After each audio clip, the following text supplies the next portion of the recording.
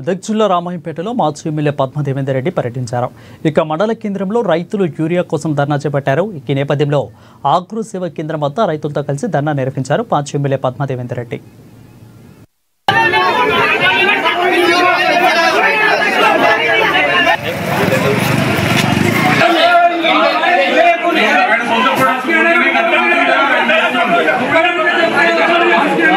Urea కొరత అనేది స్పష్టంగా కనబడతా ఉంది. రాష్ట్రం మొత్తం రైతుల ధర్నాలతో అప్పుడికి పోతా ఉంది. అయినా కాంగ్రెస్ కు సోయి లేదు. అయినా కాంగ్రెస్ ఇప్పటికీ కూడా యూరియా కొరతున్నది అని గమనించడం లేదు.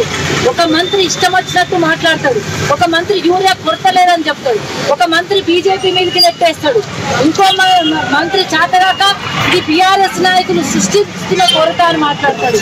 ఒక్కసారి రండి రామాయంపేటకి, మనకి చూస్తే తెలుస్తుంది. రైతుల కోస, రైతుల కళ్ళల్లో నీళ్లు కనబడతా ఉన్నాయి. ఈ రోజు 10 సంవత్సరాల కేసీఆర్ పాలనలో ఒక్కరోజు కూడా రైతు రోడ్ ఎక్కలేదు, యూరియా కోసం ఎక్కలేదు, యూరియా కోసం లైన్ కట్టలేదు, విత్తనాల కోసం లైన్ కట్టలేదు. నీళ్ళిచ్చి, రైతు బంద్ ఇచ్చి, 24 గంటల కరెంట్ ఇచ్చి, యూరియా కొరత లేకుండా చూసి, రైతు కళ్ళల్లో సంతోషం చూసి గోదావరి జలాలతో పాదాలు గడిన ఘనత కేసీఆర్ అయితే రైతు బంధు లేదు, రైతు బీమా లేదు, కరెంటు చక్కగా లేదు. యూరియా కోసం చెప్పుల లైన్లో పెట్టాలి, పొద్దుగాల 4 గంటలకు వచ్చి ఆడ కావలి వండాల్సిన పరిస్థితి ఈ రోజు రైతుకు కనబడతాం. వారేస్తే ఇప్పుడు దుక్కిల మంది తీసుకుంటేనే ఇక్కడ బ్రహ్మలో కానీ ఎక్కడ కానీ ఇస్తామంటారు, లేదంటే యూరియా ఇవ్వమంటారు. మరి ఇప్పుడు పరిస్థితి ఏంది? యూరియా చల్లే పరిస్థితి.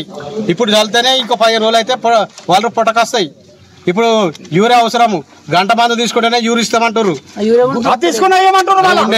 గంట మంది తీసుకుంటేనే యూరియా ఇస్తామంటారు. గంట మంది తీసుకున్నాకనే మొన్న యూరియా ఇచ్చిర్రు. గంట మంది తీసుకుంటేనే చిట్టులు ఇంటికాడ ఉన్నాయి అన్న. ఇప్పుడు ఎకరకు ఒకటే బాస్తా అంటే ఇప్పుడు 4 ఎకరాలు వేసిన వాళ్ళు ఇప్పుడు ఏ పరిస్థితి?